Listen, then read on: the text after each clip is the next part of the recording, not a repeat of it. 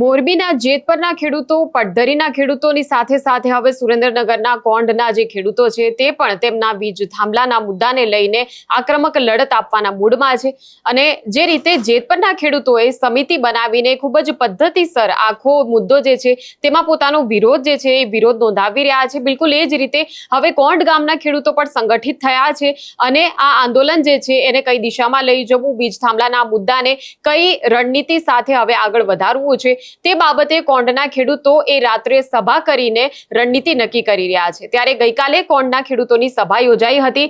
એમાં હવે આગળ જતા આ જે ખેડૂતોનું આંદોલન જે છે તેને કયા પ્રકારે આગળ લઈ જવાનું છે, સાથે જ કલેક્ટર કચેરી ક્યારે પહોંચવાનું છે તે બાબતે ચર્ચા કરવામાં આવી તેની વાત કરીશું આ વિડીયોમાં। નમસ્કાર, નિર્ભય ન્યૂઝમાં આપની સાથે હું મયુરી।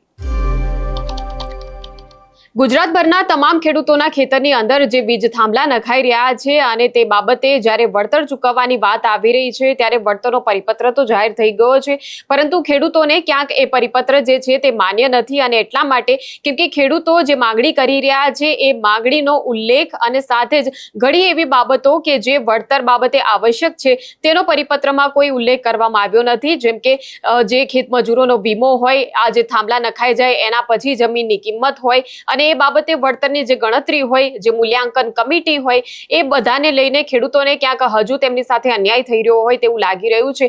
ત્યારે આ મુદ્દાની રજૂઆત કરવા માટે મોરબીના જેતપરના ખેડૂતો જે સંગઠિત થઈને લડત ચલાવી રહ્યા છે, બિલકુલ એ જ પદ્ધતિથી હવે કોંઢના ખેડૂતો પણ સંગઠિત થઈ રહ્યા છે। ત્યારે કોંઢના ખેડૂતો દ્વારા રાત્રે એક સભાનું આયોજન કોંઢમાં કરવામાં આવ્યું, જેમાં સુરેન્દ્રનગર જિલ્લાની આસપાસના તમામ ખેડૂતો હતા તે પણ એકત્ર થયા હતા અને હવે આગામી સમયમાં આંદોલન જે છે તેને કઈ દિશામાં લઈ જવું છે, આગામી રણનીતિ શું રહેશે તેને લઈને ચર્ચા કરવામાં આવી। સાથે જ સુરેન્દ્રનગર કલેક્ટર કચેરીએ તમામ સુરેન્દ્રનગર જિલ્લાના ખેડૂતો કઈ રીતે ભેગા થશે અને કઈ રીતે આવેદનપત્ર આપવા જશે અને આયોજન કેવા પ્રકારનું રહેશે તેને લઈને પણ ચર્ચા કરવામાં આવી છે। ત્યારે આ રાત્રિ સભાની અંદર આ ખેડૂતોએ શું કહ્યું છે તે જોઈ લઈએ।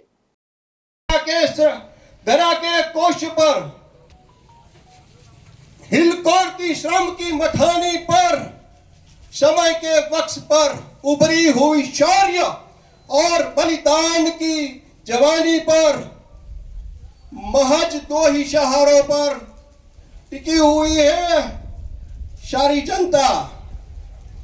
जवानों की जवानी पर, किसानों की किसानी पर, दुनिया आखी जवानों जवानी और किसानों पर नभे छे, छतां पण आज आपने अन्याय करवामां आवे छे किसानोने। આજે જે કઈ નેતાઓ છે એ બધા આપણા ઉપર જ મોટા થયા છે।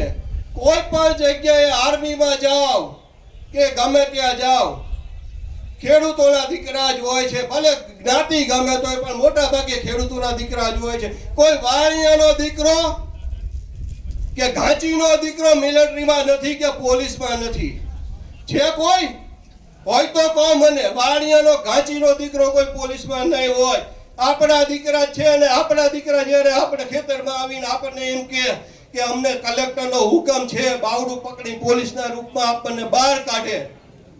મિત્રો, હું એ પોલીસ જવાનોને કહું છું કે તમારા માવતરના પગ પૂજીને જ્યારે તમે જાઓ ત્યારે કહેજો કે માં કે બાપ, હું આજે આ ખેડૂતોના ખેતરમાં એમને એમના ખેતરમાંથી બહાર કાઢવા જોઉં, ખબર પડે તમને શું થાય છે।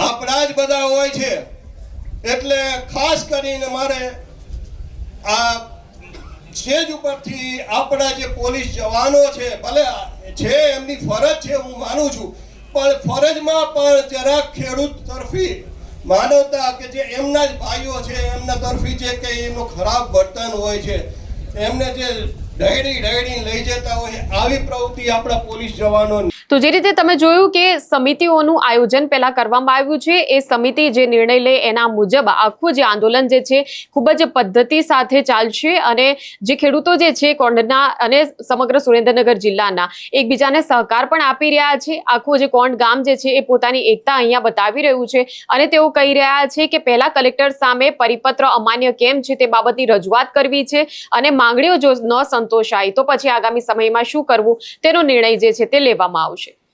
ત્યારે આ મુદ્દાને લઈને તમારું શું કહેવું છે તે કમેન્ટ સેક્શનમાં અમને જણાવશો। આ પ્રકારના વિડીયો માટે આપ જોતા રહો નિર્ભય ન્યૂઝ। અમારી ચેનલને લાઇક, શેર અને સબસ્ક્રાઇબ કરવાનું ભૂલશો નહીં। નમસ્કાર।